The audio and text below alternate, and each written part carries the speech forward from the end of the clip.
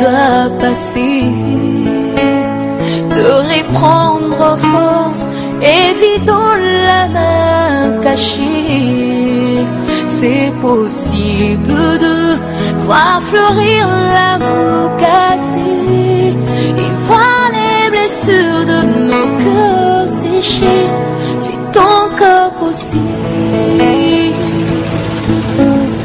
c'est possible de retrouver la joie brisée. Merci mingi bandeko bazolanda biso lelo na kati na bingongolo oyo etelemi na libanda ya mboka. Lelo tozali na moboko na likambo, tozali vraiment na mission spéciale oyo monsieur Honoré Ngbanda Zambokwa Ntumba kwa intervenir na ngonga oyo 21h ya mboka France, 20h ya mboka UK. Pambate nungu eleki na mboka na biso mwana babota na tembe awumelaka te, yango tokozala bongo na ndeko Kerwin Maizo oyo azali bongo analyste politique elongo na libita libongo ya maison ya radio télévision Bendele. Na kokanga penza maloba mingi te, pambate toza na ngonga kobungisa te, na kozonga mbangu epai ndeko na ngai Kerwin Maizo azali abanda penza motula na ye ya yambo. Ndeko Kerwin Maizo, maloba mboka yo. Merci Mingi Ndeko Libita. L'actualité congolaise est très chaude et en même temps douloureuse. Les manifestations initiées par les rassemblements des forces politiques et sociales acquises au changement ont tourné à l'émeute. La répression féroce des forces kabylistes a provoqué des morts. Le bilan provisoire est de 44 morts, plusieurs blessés et des dégâts matériels. Le point de vue de la majorité kabyliste et de l'opposition politique étant connu, nous allons recueillir celui de la résistance qu'incarne M. Honoré Ngbanda Zambokwa Ntumba. Bonjour M. Honoré Ngbanda. Bonjour Kerwin. Merci mingi na ndenge ondimi ko yanolana mituna na biso, et merci mingi na batu ya Radio Bendele o ba offrir biso plateau pour tout ça yango pour ndenge na lobi muke na français. Actualité politique ezali chaude et très douloureuse. Alors avant de compter vraiment na muzindo ya ba question, il faudrait te poser thèse. Réaction à chaud na yo, observation nini ozali ko sala, et là on pose la question à Moutou azali na un œil avisé. Observation nini ozali ko sala na situation ndenge ça ko se dérouler depuis le 19 ba émeute, il y a déjà 44 morts. Réaction à chaud na yo ezali. Merci Kerwin na question pe na occasion au pesipo na pesa réaction na ngai na makambo tozeko ya mpasi tozeko ezeko leka na mboka na biso. Ya liboso na koki koyebisa oke nazali na ba sentiment ebele na kati ya motema. Ya liboso ezali ya douleur, ya souffrance pe ya tristesse. Pona komona ndenge makila ya bana na biso, pona ngai na koloba makila ya bakoko na ngai po ezei bana ya mbula zomi na mibale, zomi na mitano, esopani pamba. Pour tuni ngai point de vue na ngai, ezei douleur, pe tristesse, pe na kokite na banda masolo yo sans que na présenter vraiment ba condoléance na ngai o ya pasi na kati ya motema na ba famille nyonso ya Congo pe na peuple congolais mobimba. Pona makila oyo esopani pamba. Yangwana eze deuxième sentiment na zenango eze ya colère. Colère oyo ya kotalisa que pona bozoba oyo ya pe ya irresponsabilité ya biso ya classe politique oyo ya mboka na biso oyo ezali lokola balolanda pona égoïsme pe pona cupidité makila ya bana esopani lisusu pamba. Kervin soko na lobi esopani pamba eze na tina. Parce que otuni ngai en tant que leader yazali ko conduire résistance. Oyeli malamu entre résistance pe opposition tozali na différence monene pe matata monene entre biso na bango likolo ya vision ya ko conduire makambo ya mboka na biso pe na kanishi tokozo occasion ya koloba bango na moment yo pona maemaze koleka na kati ya mboka na biso. Bango bazali ba élite. Biso tozali ba élite. Bango bazali ba leader politique, biso pe toze ba leader politique. Leader azalaka na vision. leader azalaka na objectif ya kolanda. Mais biso toyebisi ke mboka oyo ya biso tel que esika ezali wana tozali kotraite leki na ngai Kerwin contre toze kotraite contre badémocrate te, tozali kolutte contre babarbare oyo bayei kookipe mboka na biso parce que barwandais baza babarbare. Rwandais alelaka ebembe ya motu te, soko okei na Rwanda basalaka lilaka te soko moto akufi. Mais soki ngombe akufi bakolela ngombe, mais pas motu. Ce sont des barbares. Na kati na bango biso nyonso toze na mémoire ya ce qui s'est passé na 94 ndenge papani machete na banini baze bandeko tata moko mama moko baze koboma na bakoya koyoka biso bakongole mawa. Alors toyebisi na bandeko na biso oyo ya bakongole que nini situation oyo ezali na situation oyo tozali na yango ezali situation moko oyo il faut nini to telema pona ko bengana ba barbare. Mais epai ya bandeko na biso bango balingi ba utiliser ba méthode démocratique comme si nous avions affaire à des démocrates. Pona ko répondre yo concrètement na makambo oyo eleki oyo tozali na yango lelo. Tango bango bandi ko proposer babengisi peuple akita ya wapi tokende kosala révolution pacifique, tosala soulèvement pacifique. C'est comme si quelqu'un disait on va faire une guerre pacifique, Kerwin. Est-ce qu'il y a une guerre pacifique? Il y a des choses qui sont antinomiques. Tozali face aux barbares, ou bien alors vous vous soumettez aux barbares totika la esclave, ou alors nous nous soulevons avec la violence pour les chasser. Pourquoi on a peur des mots? Maintenant, babengisi peuple to kende ko zala devant CNI. Bo kende ko fanda devant CNI. Bapesi date, bapesi itinéraire à des barbares. Vous croyez que ces barbares vont laisser le peuple marcher au moni deuxième antinomie, mon frère, ezalinini. Bajo bengi sa peuple que yakato to manifester pacifiquement. Est-ce que bano babimaki wana babimaki pacifiquement? Bana babimi na kanda parce que bazui le message y a résistance. Babimi na kanda. Alors le grand problème ici que Zaliawa, c'est ce désordre, c'est cette antinomie qui font que les enfants qui sont sortis, bazo kende koku faloko la basoso. Bato yo babengi si bana wana. Leki nangai ville ya Kinshasa comme toute ville, ya on a loba que on ne fait pas la politique sans le renseignement. Ville ya Kinshasa ezalaka na plan de défense ya ville wana. Bato yo babengisi bana wana, est-ce que bayebi plan ya défense ya ville ya Kinshasa? Bapesi ba itinéraire ya bana wana, est-ce que bayebi eloko nini ba Rwandais basalaki? État major ba Rwandais batiaki yango pona ko répliquer efandaki na ndako ya Ruberwa. Moto azalaki ko commander ba opération meme na bandako ya ba opposant ba tumbi ezali Bisengimana. Mais bana yo babimi olobi bakende na nini na CNI. Est-ce que réellement soko bana bake kofanda liboso ya CNI bongo pouvoir ekokwea? Kerwin. Est-ce que bako résoudre problème so bana wana bakende kofanda liboso ya CNI?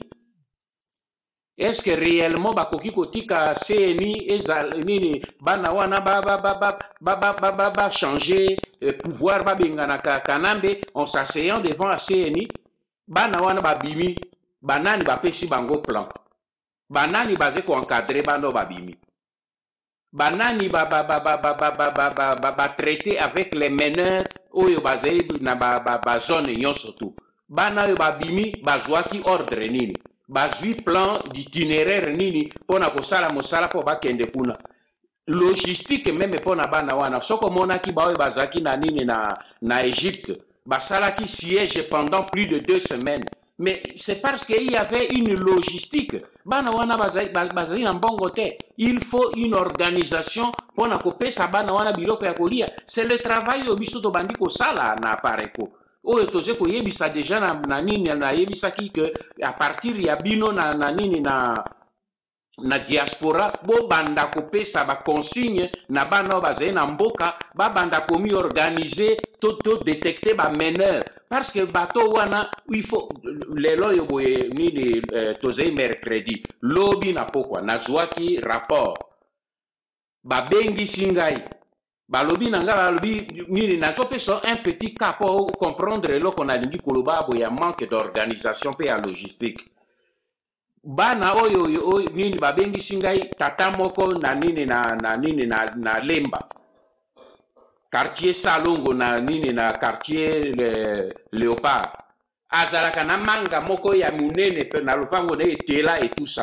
Bana baye na lopango balobi papa autorisé biso tobuka manga oyo boye po totia na nani na saki tokende kopesa bandeko na biso baze na front po balia. Parce que biloko ya kolia ezaite. Kervin, quand moi j'entends ça, ma ezo bimanga na miso. Donc ba politicien na biso bazo sala biloko kwa bazo boma bana na biso. Yoko tinda bana pono ko banda pote batu ba bima. Ba banda ni mais il y a une logistique. Na lobaki ya que na Égypte, basala ki 2 semaines ya siège. Mais bato basala ki siège wana, bango bato bazaki kolamba biloko te. Et sika ba bimisi bana na nzela. Banani yo baze kosomba ta mapa tuna nayo na kati ya ba politicien na nyoso nani oyo asombi ata a organisaki mapa ya pamba tomi kate toti pona kotindela bana oyo baze na front 2 jours 3 jours mais ba kotenir te. Or nini ko bimisa bana il faut soki ba bimi il faut batikala ti jusqu'à l'objectif.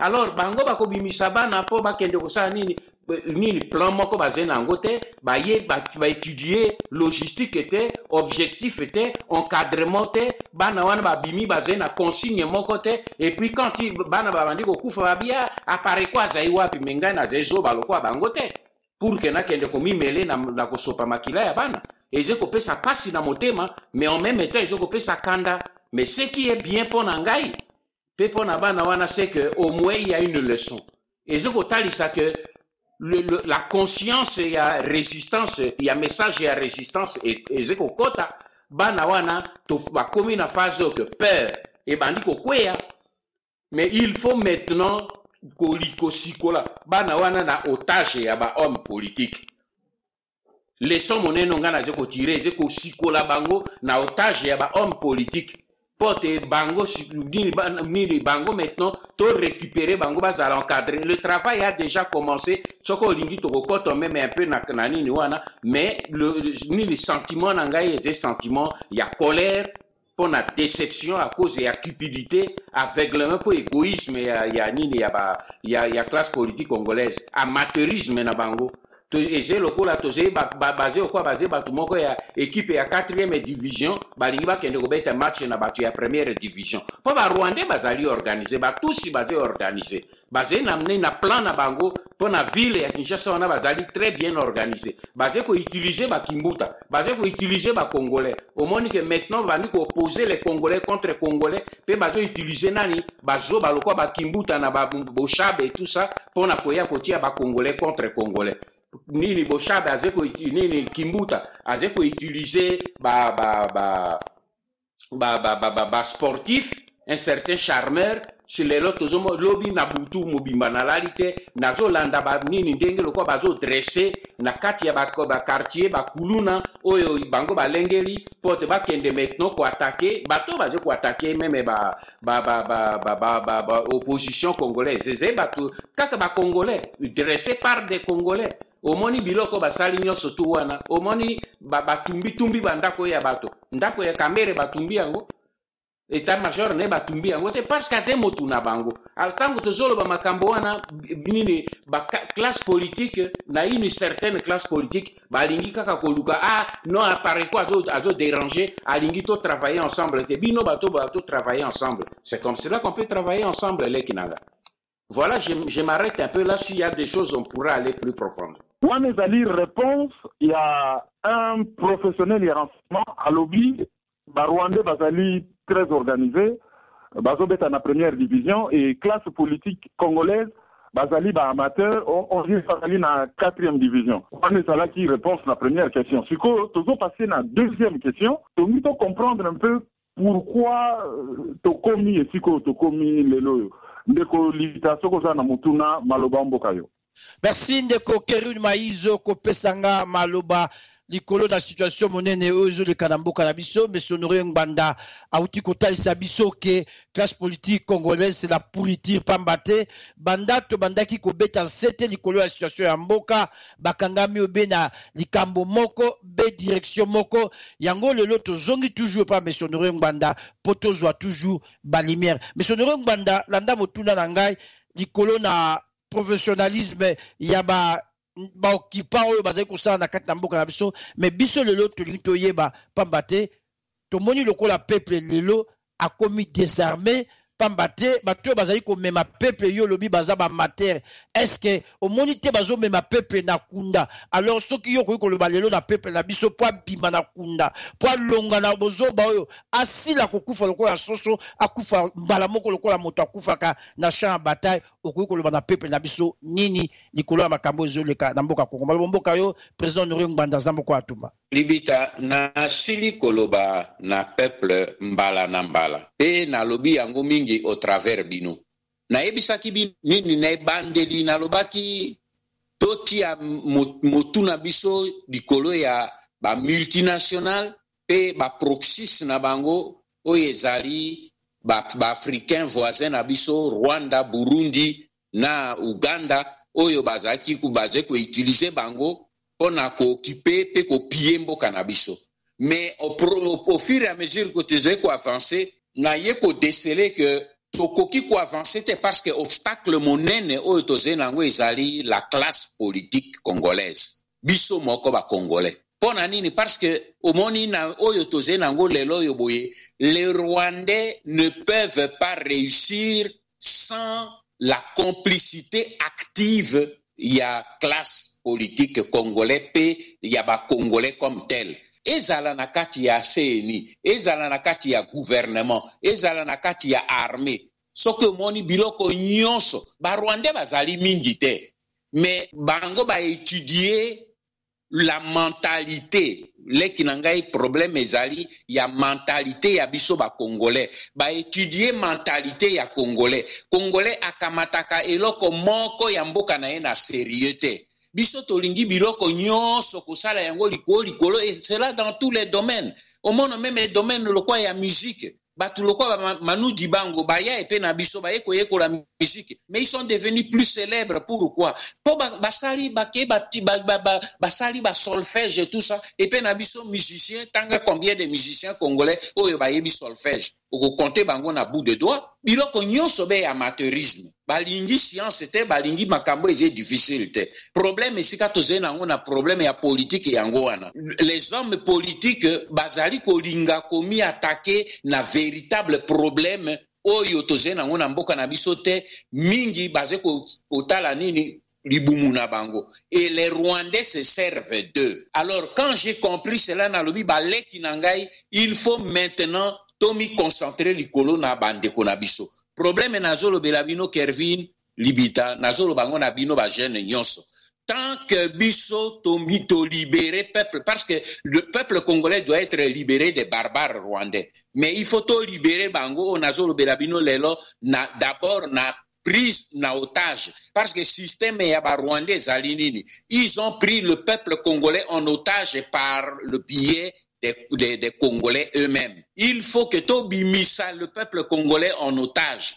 Pe na sepeli mingi tango na moni que na kati ya bano babimi na nzila babandi komi attaquer na ba cible congolais parce que bango ba yebi biso nini bato e bazali ko bloquer la situation ezali ba congolais otuninga tokomi na situation yo ndenge nini mais c'est clair et c'est simple parce que situation toze nango biso toyebisi tolobi tala problème toze nango yo maintenant il faut kaka simplement soulèvement o kaki ba apprenti politicien mosusu babimi balobi non moto ya komeka ko marcher na violence contre Kabila akokuta biso na nzila nous on ne va pas faire la violence nous on va le chasser pacifiquement on va faire un soulèvement pacifique. Est-ce qu'il y a un soulèvement pacifique? Alors, quand vous entrez dans tout cet amalgame, maintenant, les multinationales qui sont là, basali comme instrumentaliser la même classe politique.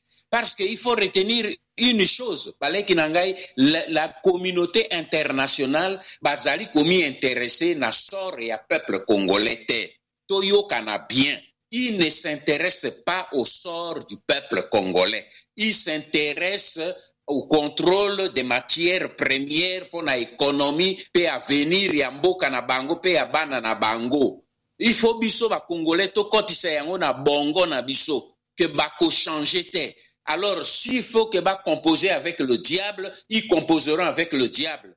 Quand Kanambe ne répond pas à ces conditions, ils le rejetteront. Si Kanambe aujourd'hui se répand et se remet à leur disposition, ils le laisseront. Talobele danse de ventre ndenge zole kanakati na bango. Lobi bango moko batia ki ba limite. Talandenge changement de langage ezeko zanakati na bango. Pe ba mosusu ba yebi yango bien. Ba Rwandais ba yebi bien. Ba zeko utiliser ba arme. Oyo pona ko faire peur na ba intérêt ya ba occidentaux. Le quoi ba zeko monter peur ya nini ya terrorisme. Que ba ko frapper ba intérêt ya ba occidentaux na Kinshasa. Au moni bango nyonso bakomi ko trembler biso na bino tozo sola wabwe Kanambe alongwa kina nini na Kinshasa po akende na nini na New York aleki wapi a transiter na Bokutu na Vatican. Est-ce que bato baze na Kinshasa bayebi yango? Est-ce que kuna na Kinshasa bayebi pourquoi alekaki na Vatican? Parce que na musala ngana bino tozo sala maintenant biloko mosusu Vatican komi na jui conscience nango bomoni position non apostolique à kamati ya kekuna. Vous croyez qu'il s'est réveillé un matin comme cela et il a changé d'avis? Tango bamoni maintenant que pour problème wana eye kokota vraiment na cœur ya système Kanambe alekaki. Est-ce que makambo ya lobaki na pape batu ya Kinshasa balandi yango?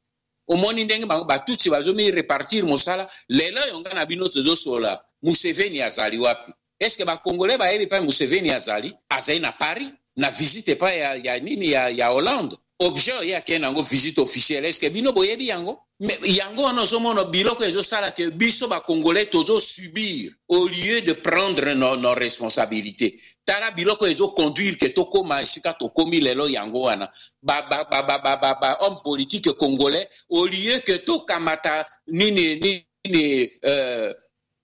la situation en deux mains, bien non, il faut maintenant tokende kaka be autour ya biloko na bango ya dialogue.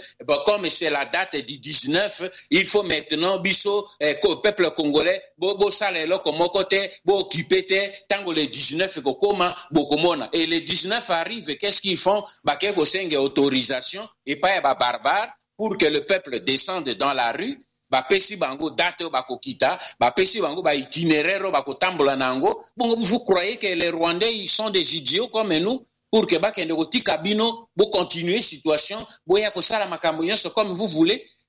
Tala bolole ya makambo tozo koma nango ezali biso moko ba Congolais. Même les communauté internationale azalaki pour la pression que Kanambe akende kaka les Congolais tala beba biloko kwa ba mende a zero Rwandais. Bocha basé Rwandais, Kimbuta Rwandais, mes frères.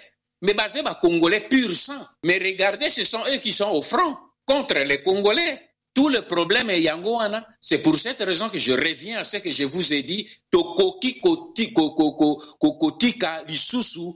Bato yowana ya classe politique va continuer ko kamata peuple congolais en otage et avec ce qui est arrivé ici je me bats et je me battrai pour que ifongai na binoto bimisa peuple congolais en otage wana to passer maintenant que le peuple a joui conscience parce que zali a tout moneno to utiko zwa c'est que mini bana mibali wana moni babengisi bango to bimato kene na sitin bo kene kufanda devant CNI omoni bilongi ya bano bakiti na nzeleje bilongi ya bacha kosa sitin bango babimi pona sitin te babimi pona obunda na ba occupant.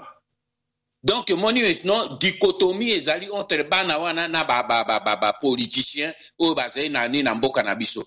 Il faut maintenant rôle na ngai na bino ezali on a koluka ko canaliser maintenant force wana to anéantir un barrière ou ya classe politique et deux to atteindre ba Rwandais bango moko ba Rwandais tango ba komono que barrière ya ba collabona bango e bukani bango moko ba ko banda ko kamata bango parce que ba yebi que ils ne peuvent pas venir affronter les Congolais directement bato bazé ko bete masasi ezali congolais te rwandais bazobeta masasi soki esili babomi congolais bami retiré batiki congolais militaire congolais en uniforme mais nini aujourd'hui tozo ko travailler avec militaire bazali kuna tokozongela ngo peut-être mais il faut que nini eloko na ngoloba soki tokomi na situation otoze nango ezali bêtise, cupidité, égoïsme, il y a classe politique congolaise. Merci, monsieur Norim Banda. Zamboko Atumba, Nabanzi, Toyoki, Yo Penza, Ezali, classe politique, Yo Etumbo, Tobanda ki Banda Kalayo, Benga Kibiso, Tobuka barrière, alors na Rozonga Mbangu, et pas Ndeko, Kerwin Maizo, Tozali Naye, Yepe Aleka, Namutuna Naye, Mosusu, Ndeko Kerwin Malombo Kayo. Wana Aouti ko brosser très bien stratégie de façon schématique. Donc, stratégie, on a ce que comprendre bien. Ezali, il faut qu'on élimine nos barrières ya liboso, ou ezali qu'on empêcher qu'on atteindre ba occupants, c'est-à-dire classe politique congolaise, et qu'on bungana ba occupants après. Sans qu'on senga que on révélé publiquement, yozo ça là concrètement pour à la guerre comme à la guerre, ba révéler la stratégie publiquement, bah tu vas reprocher na Pareko, bah lobby, bah sentir présence ya Pareko sur le terrain. Ça va dire sur le terrain, et vous avez la cour sur place. Oh, bango mo bazo benga 5e colonne. Balobi après ta biso 5e colonne. Mokozi Pareko après ta 5e colonne. Tozo mona bangote et logo mo to sala maté, to lembi et on fait avec les moyens de bord. Message nini okoki ko lancer. D'un côté à bateau bazo reprocher qu'on allait présenter, il y a un mouvement na yo, et de l'autre bateau oyo babini, ba komi ko bunda réellement et baza na besoin il y a filet de sécurité moko derrière, baza na besoin ba sentir que derrière logistique et Zolanda, de deux côtés, réponse nous revient au Sabango sur absence réelle ou supposée. Il y a Apareko na terrain. Quand je dis terrain, c'est-à-dire une présence active. Erwin, le combat que mené ezali avec la vie des gens. Tozé ko mené combat pour la végétariété. Tozé na monopole. Jamais je n'ai dit que l'Apareco a le monopole. Il y a libération. Moto yaze komo estimé que yazali prêt. A kende na libération, a poser action na ye. Ngai nazali un leader, naze ko travailler selon un schéma. Na outi même à travers réponse na pesibino aboye, kotali sabino que je marche avec un schéma. Parce que ngai naze ko travailler avec des renseignements. Ose na raison na question opposée wana eze ba question moko fondamentale. Bato yo boye basé ko kanisa que nini 5e colonne etambola ka gymnastique et ça la ka défilé na balabala babima na balabala basa défilé ngana mona pays yo 5e colonne azole kananzela avec étiquette ne longité biso 5e colonne na mona angote na mona kango be pa ya ba congolais batuna ka biso tali sa biso 5e colonne na balabala bongo ba 5e colonne wana ezoya pona ko bunda na ba barbaro bango bafandi na bango esika moko soki 5e colonne wana bango ba yebi yango bongo ba barbaro ba yebi ba koyeba yango te peso ba barbaro ba yebi yango batika yango tranquille. Ça, c'est la question que je vous pose. Vous posez bango. Biso to mona ka 5e colonne. Ce qui bon moni 5e colonne, c'est que j'ai 5e colonne. Parce que la 5e colonne, on ne la voit pas. Na nini to pesa bino ba indication. Capitaine béret rouge, oyo boye a outi ko attaquer nini yave na kati na bureau na ye. Akimi na ordinateur na ye. Boye bi pa azali tenga na ye bi pa yazali. Mais azali moko ya bateau ya 5e colonne kaisi ala muka kikakabo mais celui-là a pété les plombs. Bateau yo boye bazali na kati Kervin n'a posé une petite question. Tala homme politique bango balobi bino peuple bokita na nzela ngai honoré ngwana na yebi que basali plan moko ya action na bango te, plan moko ya encadrement ya peuple ezali te, plan moko ya logistique pour na peuple ezalite pe na zai sûr pe na yebisi bino que bakolonga te na plan wana e ko échouer bongo Kervin na zai zoba na loba na bato oyo boye basé ko travailler na ngai que bino bima po mi joindre na bango il faut que je sois fou parce que lelo yo lokola nini bango nini ba population ce qui loko e marché ba kozonga na bandako. Mais soda, oyo boye abi, oyo officier, un général, un colonel, un major, oyo abimi nanzela, ya kozonga wapi. Na posé yo question kozonga wapi. Puis lobby, to kende ko utiliser banane. To compter liko na banane. Moi, je ne joue pas avec la vie des gens. Hein. Et ce ne sont pas des moutons, ce sont des professionnels. Même so na lobi na bango, sala bo bakota abino mokonji nini condition biloko bazo sa na terrain yo ezei ya bana mike to koko koti sa motu na biso na katite et ça c'est clair. Nazo lobelo yango na lisese na kanisho zo comprendre ngai. Et puis soki otali maintenant pona ndengo lobi pona bao yo boye ba bimi na nzela. Bao yo baze ko intéresser ngai bango wana.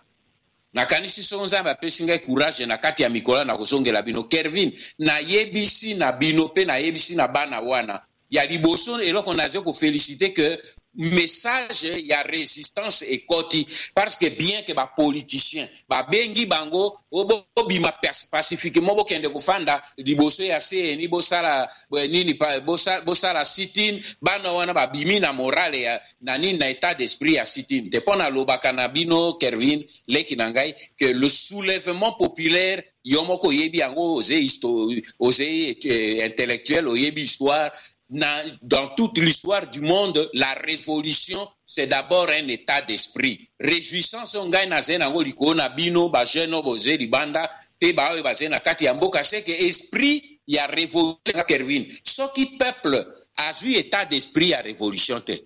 Au salé li peuple coup d'état. Mais lobby les mêmes barbares ba ko zonga ba ko utiliser le même peuple. Pas utiliser qui kaka le même peuple pour détruire l'institution nabiso. Ce même peuple a applaudi les agresseurs comme les libérateurs. C'est le problème d'état d'esprit et d'ignorance. Mais maintenant, comme nazo mono bino ba jeune libanda bo telemi nazo landa ba analyse na bino na nini ndenge bozo telemi sabande ko na bino. Avec le peu du travail otozo ko sala nani ngai na ko yebisa na bango to bandi mosala otozo ko sala on a contact à l'intérieur comme à l'extérieur na koki ko pesa biloko nyonso liko na ngomba te parce que biloko wana il faut des meneurs et loko na nani ko yebisa ke bana oyo boy bazelo kwa ba meneur ba bima ki batalisi bilongi na bango bato wana bazwa ki ba photo na ba drone na ba nini bana oyo ba bimini ni ba batama. Parce que toko sengele na bango lokwa na sengi na bino libanda na diaspora que bo banda komi ko repérer pas pona honorer banda mais pona mboka na bino bana ya yolo repérer ba leki na bino ya yolo bana ya changu repérer ba leki ya changu bana ya nini donc mutu to eze mosala ya un individu te. Moi je ne suis pas un magicien nazo pesa ba indication comme ça le makana ba mboka nyonso ngai na komi occupé na aspect oyo bino bokoki na ngote il y a aspect oyo kozalo kwa ya ba coordination ya ba meneur ndenge nini bakosolo na kati na bango po soko ba bimi il faut bazana objectif bazana consigne exacte et soki ba bimi il faut logistique ezala bana wana so ba bimi lokwa ndenge ezalaki na bamboko kwa na ba Tunisie na ba nini kuna bazaki ko sa poso mi bale poso mi sato mais bazaki ko tenir comment parce qu'il faut balia il faut bamela. Il faut coca, il faut fanta, il faut jus d'orange, il faut nini mapa, il faut moi mikate moi nguba pour que ba tenir au front. Ndenge na uteko ebisa bino tout à l'heure na première question exemple ya bana ba keko senge manga babukela bango mangolo na kati ya lopango na lemba po ba kende koleisa bandeko na bango bazena front. Ezeko pesa pasi. Ezeko talisa amateurisme, ezeko talisa même amateurisme était abandon total. Politicien ni encadré bana wana azalité. Donc le travail que nous devons faire ezali yango wana. Et c'est le message on a kopesa na bano bazena c'est que bomi découragé te dans les 48 heures o ezeko ya na kosala un message spécial o na kosa uniquement adressé na ba jeune o bazena terrain. Le moment est venu bami découragé te. Umoni Laurent Désiré Kabila ba Rwandais ba yaki na ye. Bango batu ba yaki na ye. Alobaki phrase prophétique tango ba kai pe yaki na miso. Aeko sutuka na kati ya pongi na nini na boumbo ba yaki na ye alobaki nini. Alors ce combat sera long, c'est cette bataille et causera long et difficile. Long et difficile. Pourquoi? Parce qu'à Yebaki, à qui nous avons affaire. Nous n'avons pas affaire à des gens à des enfants de cœur. C'est pour cette raison que bano ya biso tozo bimisa bango na nzela ezali ba mboate, ezali ba mabatate. Il faut to kamata ba disposition que makila na bango soki ezo sopana pour que to libérer mboka, mais pas esopana pour que ba pesa biso place tout ça la dialogue mosusu na nini na mois de décembre to kende ko partager pouvoir to zwambongo to fanda e bana wana condition na bango ya occupation, condition sociale, misère etikala kaka la même. Non, moi en tout cas je ne m'inscrirai jamais na kati ya dynamique wana nazongi se bino malo. Alors n'avec na moi question subsidiaire moko muke oyo ko paraître peut-être superficielle, mais je pense que c'est important ya ko tuna yango. Oyo lobby démonstration zali clair.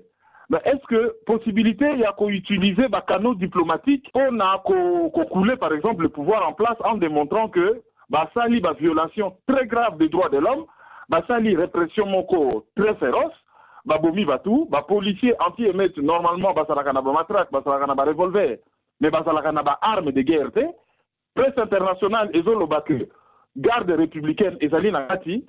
Yo na groupe na yo ozali na section diplomatique, section juridique mon côté oyo et qu'occupe ko utiliser canal wana pour na ko affaiblir quand ils allaient en face. Kervin na ko répondre yo franchement les kinangai. Nazali na section te, nazali na un bataillon diplomatique mais de la diplomatie secrète au nasale la kayango. Na ebisi yo bino tout à l'heure na pesi exemple ya kanambe sika leki na nini na Vatican.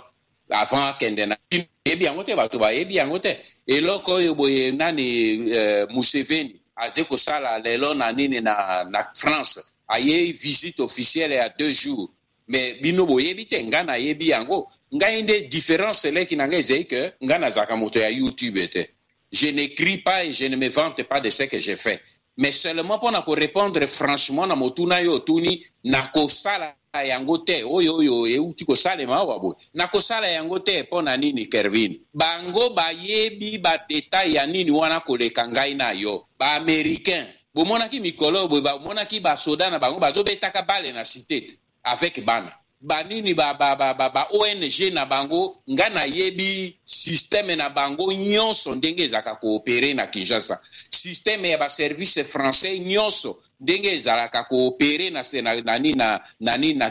mboka na biso bazali na renseignement Kervin koleka ngai na yo parce que bazali na bato na bango ba missionnaire ba ONG ba commerçant ba homme d'affaires nyonso ba travaillaka pour les services de renseignement occidentaux parce que bango nyonso bazali ko travailler pour la protection des intérêts financiers matériels occidentaux leki na ngai bato oyo baze ko boma bango na Beni na Goma na Bukavu mais des millions qui tombent là-bas leki na ngai okaisi ke ba mindele ba yebi yango te ba yebi ba détail nyonso tout bato ya ONU bazali baze ko mona le problème ezali wana leki ba mindele bazalaka hypocrite tango bango bakomono ke biso moko nde tokamati situation na maboko pe to telemi na yango alors tango oyo tokosala oyo soulèvement ya porte pourri oyo balobi ke bobima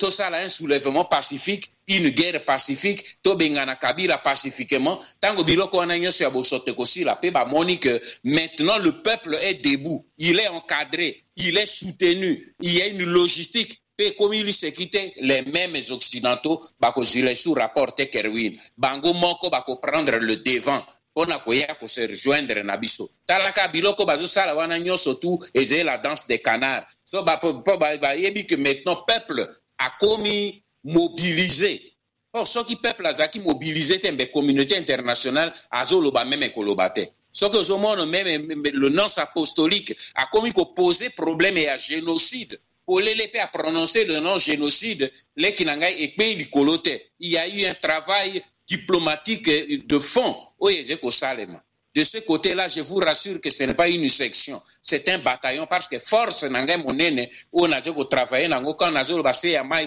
comprendre que c'est là.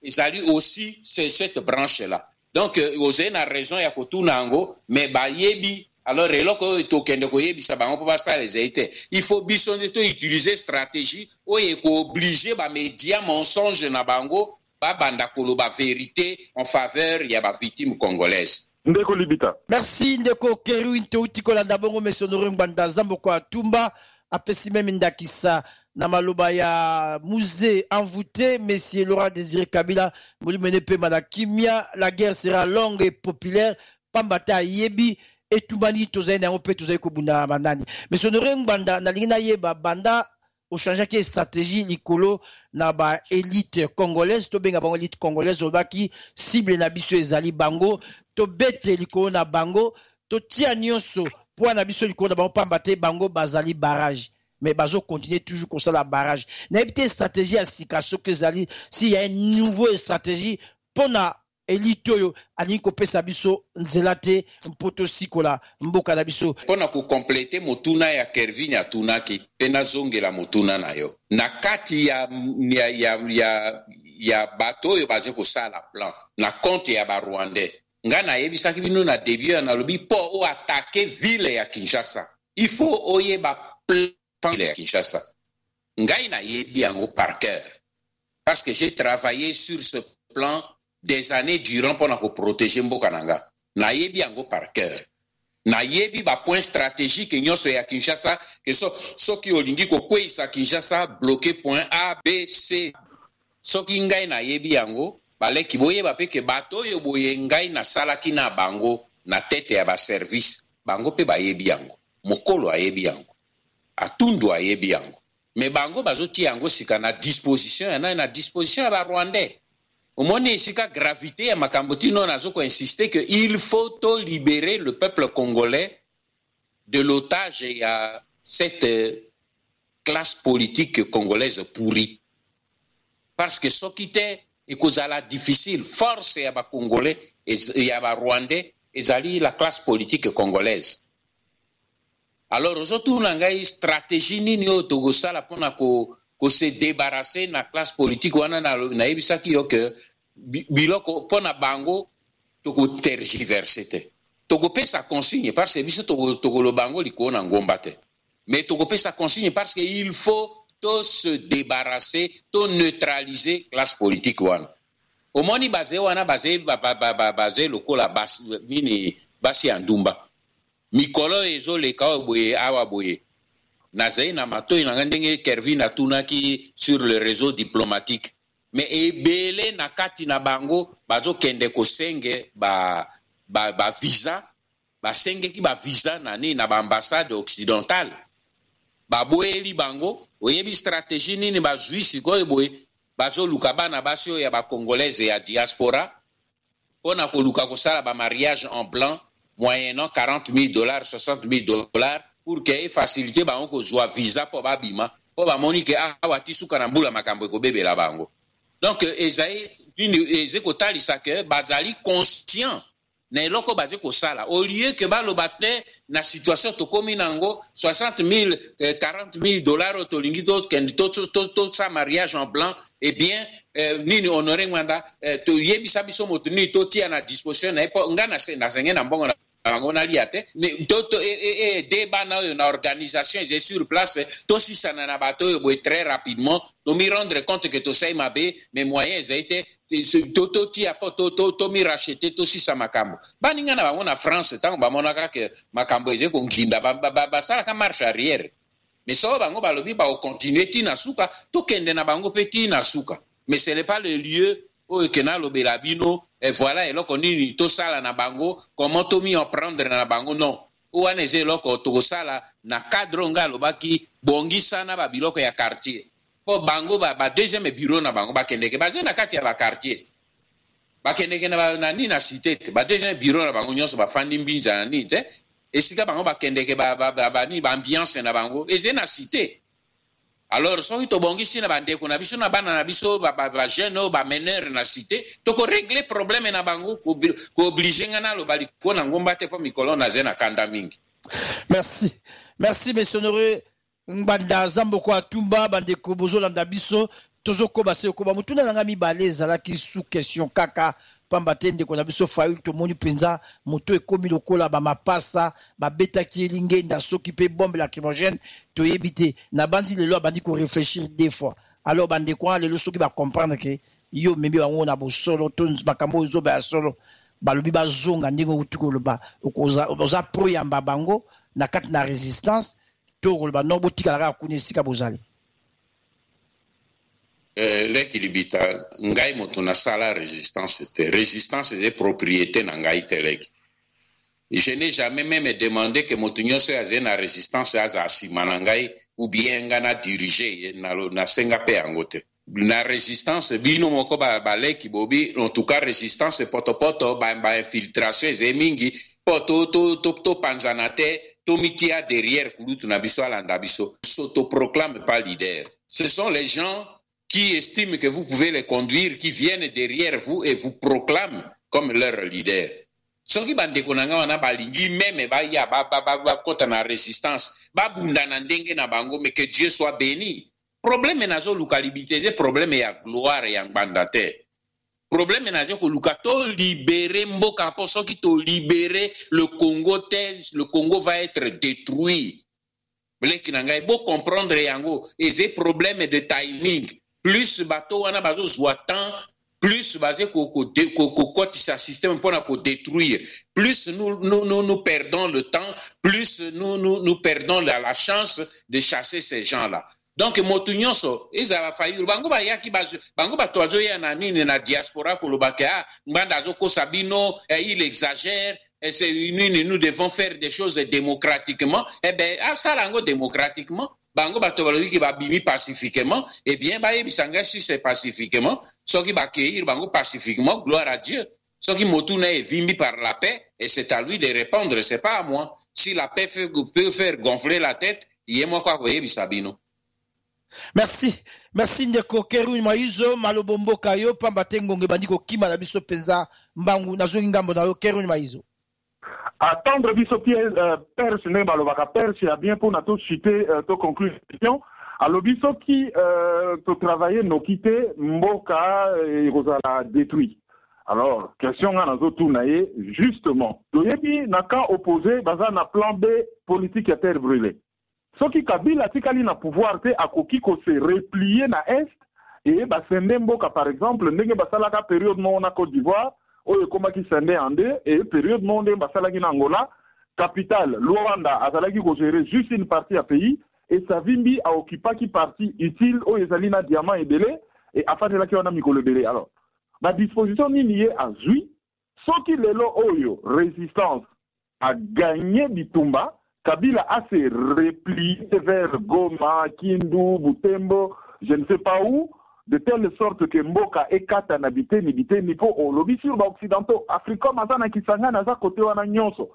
Place Bakri, mais aussi la maman est belée. Est-ce que la précaution est zoami que Tango Mboka qu'on a libéré, et la terre en même temps et implosé en même temps. Merci Lekinanga Kervin. Vous opposez vraiment question, il y a analyste puis il y a un homme politique et visionnaire. Et ce n'est pas le cas de tous les Congolais. Parce que mon problème est tango batu bazé koloba apparaît quoi zawapi.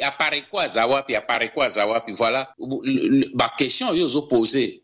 Oyebi na pasaka nini o solo la ka de temps en temps avec directrice ya cabinet nanga son arzolo ba pona ye passe ye moto azaka ko réunir ba données ya ba misala on a dit ko sala les trois quarts et bomba maka on azaka ko rassembler yango pona kotia kuna mais ya koki ko yebi so que les trois quarts ya préoccupation nanga ezaka na est lek na koki koyebi sote me combat tozo mené na est soko zo mono makambo tozo bimisela bino na détail ndenge nini bato wana bake kokutana na nini na gisenyi motu moko ayeba kite mais tozo ko bimisa yango c'est pour te dire que to kotisi motu kuna sérieusement parce que yebale kinanga Kerwin to koki ko libérer Kinshasa te sans que to garantir sécurité pe intégrité ya est na mboka na biso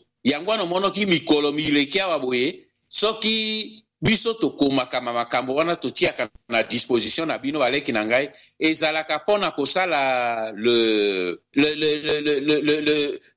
l'exposition simplement pona ko plaire les gens te non ezali po et conscientiser bino mais ezalaka plus po et déranger plan ya bato wana oyo biso to bimisela kabino na kasa ezalaka souvent comme un sommet ya iceberg tika peut-être na expliquer yo yango moke parce que c'est une bonne préoccupation oyo biso komaka bomona kana l'œil du patriote ezalaka sommet ya iceberg tango yo tiso zoe bisabino que bato wana bakutani na nini na Gizengi basali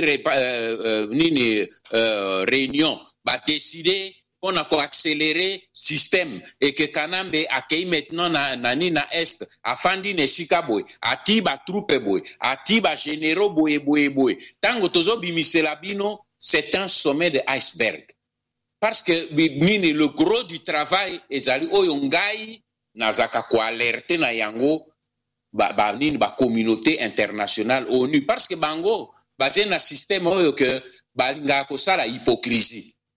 Mais parce qu'ils savent, compte tenu de mon passé, des responsabilités que j'ai assumées, ils ne peuvent pas jeter dans la poubelle les documents que je leur envoie. Je les conscientise na lobi bino bozolo bakuna boye metala ba document oyo bino bomona quand même était na tinde la kabango na bi voilà ce qui se passe là-bas. Ça c'est le volet diplomatique. Po ba yeba que combat yo biso toze ko mener ezali un combat juste. Oyebi eloko nini ba répondre kangai. Babi mais pourquoi le reste de la classe politique namboka na yo baze ko landa yote. Na lui mais parce que vous les avez endormis pour que va servir ben terrain na bino. C'est tout. Et nini nini ba ndeko na biso oyo bazali kuna. Leki nanga Kerwin soki ba jeune po bato bazolo bakyo ba yebi pas 5e colonne était 5e colonne la grosse partie plus de 50% il y a 5e colonne au niveau militaire ezo sala mosala côté à est na Zamba ba bazaini même na kati ya ba armée baze ko sala mosala kuna soki basala ki mosala wana te ya ko sala ba sabotage interne te mbele nini est et kenda kala. Erwin, je te le dis aujourd'hui ouvertement, mbele ekenda kala. Mais mosala wana motomoko oya ayaka ko applaudir lui c'était potolo bakayango te. Makambo eze koleka kuna ebele mbele se sale makala. Et loko eze ko empêcher kana lelo yo boye soki omoni Museveni amati au front yemoko alobi a s'occuper nangai te na entourage nangai mais c'est pourquoi c'est parce que yemoko alobi na yebi sakabino déjà que cet homme-là si nous n'arrivons pas soit à l'avoir avec nous, soit à le détruire, c'est lui qui risque de nous faire échouer tout le schéma. Mais moi, je ne suis pas là pour qu'on a commis vanter. Mais opposer la question, on a répondre. Le travail, je travaille nuit et jour. Tout n'a de konoya moi si vous na contact wana. Moi, je travaille avec elle pendant qu'on réveille parfois 2h 3h du matin lukelanga dossier tel tindelanga yango nazena besoin na sisango vite pour un dossier naze ko constituer on travaille nuit et jour parce que la classe politique na mboka na biso est abandonnée. Moi je ne peux travailler qu'avec les gens qui sont tout autour de moi. Et là, je profite pour lever un peu de chapeau, pour pas un peu de lever mon chapeau pour le travail au bino boze ko sala. Pena ba analyse boze ko sala comme ba jeune patriote pour ko réveiller conscience ya bande konabino. Et là, je profite pour dire qu'il faut bolanda ba critique to ba menace ko fingate parce que mosala obokoki o sala ngo jamais sans que les idiots s'attaquent à vous. Alors, il faut pas suivre les idiots. Il faut voir votre pays et faire quelque chose parce que c'est demain, c'est l'histoire qui nous jugera. L'histoire va nous juger très bientôt. Ndeko Libita, avant de clôturer. Merci Bazeko Balanso Bazolanda Biso na Bingbongolo na Ndeko Kerwin Maizupe Radio Télévision Bendele pe ba Radio Patriotique Nyoso oyevandi diko na mboka pe libanda na mboka na banzi mesonore to bandiko kweya penza na suka ya émission na biso pamba tengo ngezo kima na biso mbango. Alors avenir nini yozo banza lobby mpona Congo ndenge yozo mona pamba tozana ba projection ndenge tozali simana to tozo landa po ozali visionnaire avenir nini yozo mona lobby mpona Congo na etumba oyo pende ngozali kote limisa baleki pe bandeko po tosi kolamboka na biso maboka wapaya pesa biso na moi makanisi na du corona avenir nini na Congo ya lobby. Libita, il y a 2 étapes. Nako préféré plutôt na pesabino vision nangai pona avenir et à combat, c'est l'avenir immédiat. Avenir nini o naze komono pona combat o toze komeni parce que on ne peut pas parler de l'avenir du Congo si nous ne libérons pas le Congo. Alors, quel est d'abord l'avenir du combat de libération? Et quand nous avons atteint la libération, vous pouvez alors parler de l'avenir du Congo libéré. On ne peut pas parler aujourd'hui de l'avenir du Congo libéré alors que les autres sont en train de travailler pour la mort du Congo. Il faut d'abord tout empêcher que le Congo ne meure. Or, pour l'avenir, il y a combat, il y a libération. Nazali très optimiste. Ce qui n'a pas 15 ans, 16 ans, il y a marche. Oyo to sali, ngai na bino, et pas to ulti, pas to komi. Aujourd'hui, ezala d'abord au niveau, il y a bino, jeune, tant na diaspora que na Katia Congo. Je me rends compte que je n'ai pas prêché dans le désert. Naze koloba angote parce que bozali binomi balé devant ngai, yoli bitana Kervin, bozali une broche.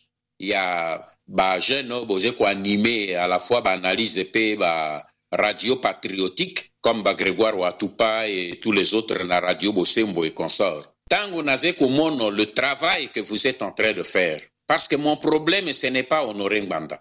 Mon problème est que le peuple congolais a bimanaino na mentalité infantiliste oyotoze na yango. Omoni libita banda l'époque coloniale ti lelo le Congolais, le peuple congolais se fait traiter comme un enfant. Il faut bimana mentalité infantiliste oyotoze na yango. Toko ma mûr. Toko maba responsable. Congolais, aujourd'hui, aux hommes, ils ont mis traduire mingi nanini. Dès que quelqu'un se lève, comme je l'ai fait, Tobi a Tolandi, mais les gens tout de suite veulent le déifier. Comme Alokora, un demi-dieu qui détient les potions magiques ou le pouvoir miraculeux de résoudre les problèmes et que les Congolais sont là comme des spectateurs et ils disent simplement Amen. Tala et Tumbananga ya liboso on a lingi ko changer yango wana. Que si vraiment je devrais inscrire quelque chose dans l'histoire pour l'avenir de ce peuple, il faut que ce peuple d'ici 1 mois, 2 mois, 3 mois a longwa na mentalité infantiliste. Pe na zeko mono ba signe yango ezeko mi développer entre autres na ba manifestation to uti ko zwa na terrain o to zena ngona terrain. Quand je vois ces jeunes enfants s'assumer avec courage, et babandi kozwa sentiment ya valeur ya mboka na bango, que babo ya mopaya aya posakana na mboka na bango. Libita Kerwin, c'est ça, c'est que l'avenir on a zoluka ya liboso, parce que on peut vous faire un coup d'état, chasser Kabila, chasser même les Rwandais de la capitale. Ba Congolais à Brazzaville bakoya ko remplacer bango. Ba Angolais bakoya ko remplacer Bangolobi. Parce que la mentalité reste la même. Mais sauf que la mentalité ya bino ba jeune est changée. On aurait mandé mourir. Et je dirais Seigneur, laisse-moi partir en paix. Parce que maintenant, il y a une racine qui fait que moto ya koya ko déraciner l'arbre de la souveraineté, l'arbre de la fierté, de la liberté dans le cœur de mon peuple, Azaïli Sousouté. C'est là le combat où on gagne nazo menena bino. Parce que toko libérer peuple où on a maboko ya ba classe politique comprador où tozen nango, pe na maboko ya ba barbare ensuite, que lorsque ce peuple est mûr, et on voit ici le début des signes de maturité, il y a peuple one. Et une fois to libérer ce pays, na koki ko établir nos programmes mobimba awate, mais eloko ya liboso ezali que avec un peuple uni, un peuple fort, moko eloko ya liboso moto moko asakana lisusu jamais na territoire congolais. Et kota na bongo ya bana nyonso, c'est pour ça na lobaka un jour dans une intervention ponangai il faut bana ya Congo nyonso bale kana service militaire. Poto na esprit militaire parce que peuple na peuple azalaka en fonction ya histoire ya vivre. Histoire obiso tozo vivre et zo senga que pendant un siècle au moins bana na biso nyonso il faut bale kana niveau ya armée. Pona koyeba que biso nyonso tozo prêt. Tozo 70 millions, l'obito oza peut-être 100 millions, tozo landa ba Nigériens, il faut il faut que tous à la bateau to kosimba mboka na biso mutasaka na ngote et une fois to zui socle ya liberté to pesa bana na biso armée moko ya lisekite na oki bato mingi bazo bato tonga mur wana eze makambo ya ba siècle passé lelo yo soki biso to zali na a base militaire na biso to ti base militaire na biso na est avec des avions de combat, avec des hélicoptères, avec des missiles. Comment Mboko Mike so meki pas le même jour to comme la capitale na bango. Et Zalaki Bongo il y a 25 ans, 30 ans, c'était comme ça. Bamboko ananyo so Mike ba tungisa biso lelo, ba je ko ça la vengeance c'est pas Zalaki comme ça. Pe et kozonga comme ça, pas pour que to envahir bango, mais ba ye bakate en tout cas Congo ana mboko abengi yango République démocratique du Congo basa moto sakana na ngote parce que on ne vous respecte que lorsque vous êtes fort et nous serons forts lorsque notre économie sera forte et l'économie sera forte lorsque la gestion sera saine et rigoureuse et là nous tombons dans la vision économique et politique ya mboka na biso mais le temps n'est pas là pour entrer dans les détails wana bosenga vision Nathalie Sibino, c'est comment je vois demain les Kinangai pour répondre à la question Nabino. Une fois le Congo libéré, 10 ans, c'est beaucoup pour moi. Retenir et là qu'on a joué Sabino. Compte tenu de la potentiel, il y a richesse au Wisoto Zeinango. On dengue na zeko mono, même tant on a zaki na pouvoir na mboka na ebaki angote. Mais tant au Libanda sikanazo mono, quantité ya mbongo au bazé ko piller pe bazo tia Libanda. Na lobi mais alors biso to ebaki na no valeur exacte ya potentiel ya mboko ya biso te avec la technologie avec les découvertes qu'il y en a en tout cas 10 ans baleki nanga c'est trop pour que le Congo prenne la première place dans l'économie de l'Afrique noire. Merci beaucoup. Merci na ozonga mbangu epai ya ndeko Kerwin Maizo soki azana loba suka pour vraiment to kwea na émission la biso suka balomboka ndeko Kerwin Maizo. Nous allons clôturer sur cette note d'espoir. C'était Monsieur Honoré Mbanda, président national de la PARECO, qui nous entretenait à chaud sur la situation politique du Congo, notamment les événements du 19, 20 et probablement 21 septembre 2016. Merci à vous de nous avoir suivis. Merci à Radio Bendele pour la logistique. Merci à vous tous. Au revoir. Merci Bandeko Banso Boyo Kiwane Zalaki Bongo.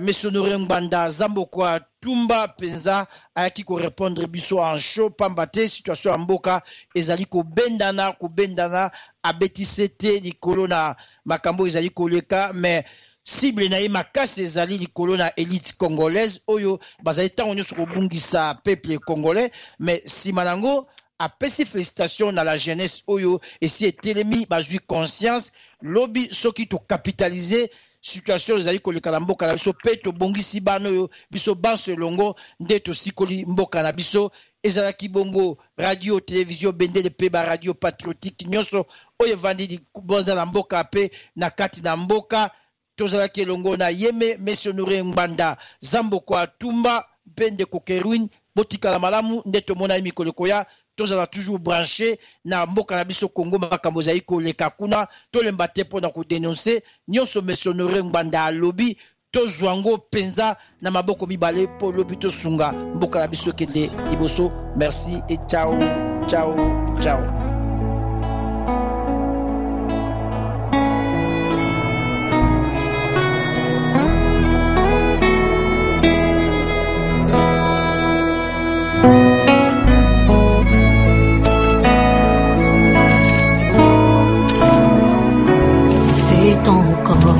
Possible de vivre la gloire passée, de reprendre force, évidant la main cachée.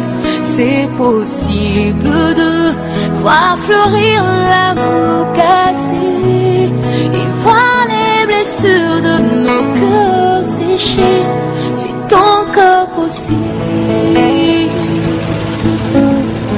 C'est possible de retrouver la joie brisée, d'oublier la honte, les les souffrances des droits lésés, vivre le plaisir d'un bonheur tant recherché et jouir des merveilles longtemps rêvées, c'est encore possible.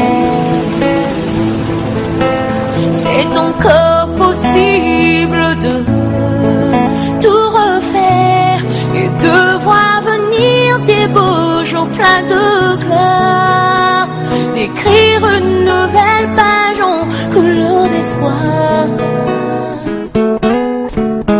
C'est possible de renaître, c'est encore possible d'avoir au-delà de tout ce qu'on a perdu, de bien faire la joie de ceux qu'on a aimés. Oui, c'est encore possible de reconstruire ce beau pays. Il y a de l'espoir pour réussir cette nation bénie. C'est encore possible, La grâce est disponible, et même quand c'est pénible, rien n'est impossible. il y a de l'espoir pour ceux qui croient au nom de Jésus-Christ. C'est encore possible, La grâce est disponible, et même quand c'est pénible, rien n'est impossible. il y a de l'espoir pour ceux qui croient au nom de Jésus-Christ. Au nom de Jésus-Christ. Alléluia. Il est capable de tout. Rien n'est impossible à Dieu.